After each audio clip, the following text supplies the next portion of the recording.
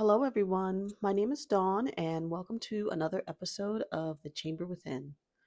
Last week, I talked about how to love others in the way that we love our family members and the way that we love ourselves, others as in strangers. And I was able to come remotely close to this by being able to see myself in them. So I kind of wanted to expand on that this week. So, finding a common ground with someone was the key for me. If you're familiar with the term namaste, you know that it means the light in me recognizes the light in you, or at least some iteration of this sentiment.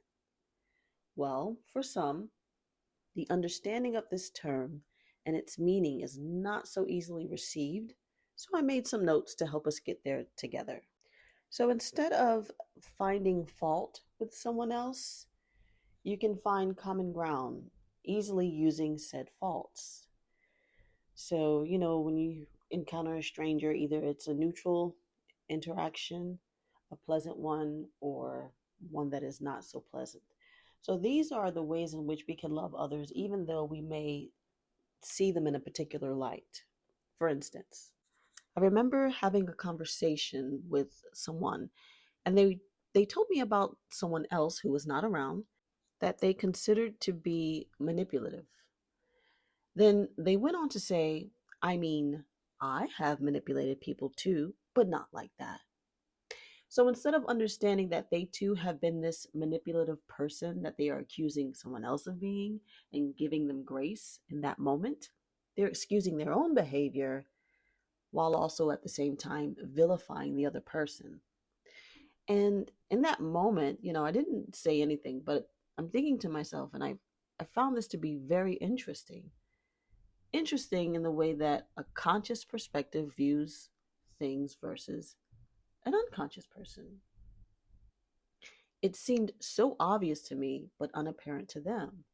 Like, oh, I thought that sentence was going to be, oh, I've manipulated people too, so I can understand, or I can't really say too much about their behavior. But no, they definitely were like, that is a bad person, even though I too have done the same thing. And I just found that very, very interesting. I can remember being so frustrated and tied up in my daily grind that I lashed out in anger to my loved ones. I can remember being naive and falling for someone else's tricks because I lacked discernment. I remember believing in scarcity and lack, so I became greedy and selfish at times in my younger years. So basically, this is the namaste of the jerk in me sees the jerk in you. Truly, why throw stones? This perspective has allowed me to give grace and actually not be angered or triggered when someone else has done something because I know who I am. I know who you are, and I understand the unconscious autopilot way of living, just ripping through life, hurting people. So, yes, I know the light in me and thus can see the light in you, but I am human and I have many faults. So, the faults in me recognizes the faults in you. You are me and I am you. Good, bad, indifferent. Have I cut someone off on the highway? Yeah. Did I ever enter a room in a bad attitude, bringing the room down instead of lifting it up and saying hi? Also, yes. As a way to connect and say, I understand. Just as a personal exercise, I have done this over and over again. It immediately pivots my judgmental mind when I witness someone doing something that this version of me would not do, but definitely have done in the past. Self love helps a lot.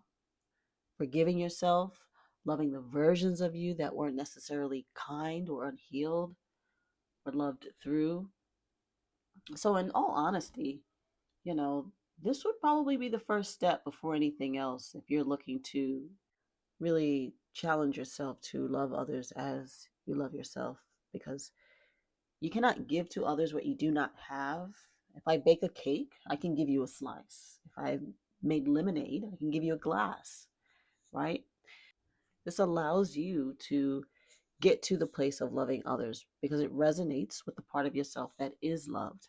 Included are the parts of you that are held in the dark, whether it be from shame or self hatred. Once these fractions are loved through and also seen as worthy, you can pour out your grace for others easily without restriction. What I'm about to read is from A Course in Miracles. It's from page 142, entitled The Holy Encounter. And it's about reflections of the self that is spoken of again and again when we have conversations about a spiritual awakening.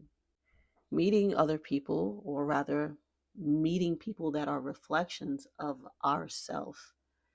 Um, this is also regarding the judgment that we have, how we are unconsciously teaching others through our actions, and how we treat people, and the importance of loving them. When you meet anyone, remember it is a holy encounter. As you see him, you will see yourself. As you treat him, you will treat yourself. As you think of him, you will think of yourself. Never forget this, for in him you will find yourself, or lose yourself. Whenever two sons of God meet, they are given another chance at salvation.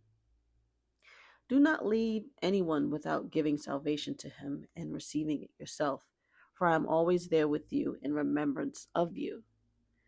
So I just want to stop right there, because salvation doesn't mean the typical salvation in this book as it is worded. So if you haven't read this before, I just want to give a little um, explanation as to that word.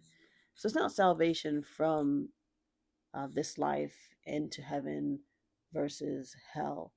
It's um, a freedom of from all of the negativity and all of the the cages that we hold ourselves in mentally. You can free yourself at any time, right? The teachings that I follow are talking about salvation from the mind, salvation from the nastiness, the judgment, the the negativity, the scarcity, um, the parts of life that can bring you down because they're illusions, right? The hatred, the jealousy, freedom from that, salvation from that, the sickness of the mind, which can bring you down if you listen to those lies. So that's where I just wanted to point out the difference between the salvation in this book versus traditional religious texts. Okay? All right, so I'm going to go back to it. The goal of the curriculum, regardless of the teacher you choose, is, this is in quotations, know thyself. There is nothing else to seek. Everyone is looking for himself and for the power and glory he thinks he has lost. Whenever you are with anyone, you have another opportunity to find them. Your power and glory are in him because they are yours. The ego tries to find them in yourself alone because it does not know where to look. The Holy Spirit teaches you that if you look only at yourself, you cannot find yourself because that is not what you are. Whenever you are with a brother, you are learning what you are because you are teaching what you are. He will respond either with pain or with joy, depending on which teacher you are following. He will be imprisoned or released according to your decision, and so will you. Never forget the responsibility to him because it is your responsibility to yourself. Give him his place in the kingdom, and you will have yours. That's all from the text. But again, I just wanted to reiterate that um, the salvation is from, I'm not sure if it's this text because it's been a while, but it's the wrongful thinking that someone else is should be placed in the dark or vilified or impugned in some way, shape, or form.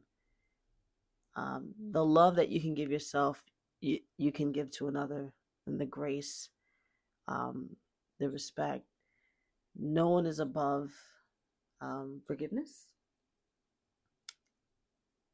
or love, or I should say beneath. No one is beneath that. Sorry, it's just thinking about it, and I didn't want it to come off as fire and brimstone. It really is what you bring to the table, you are going to eat, basically, is what is being said here.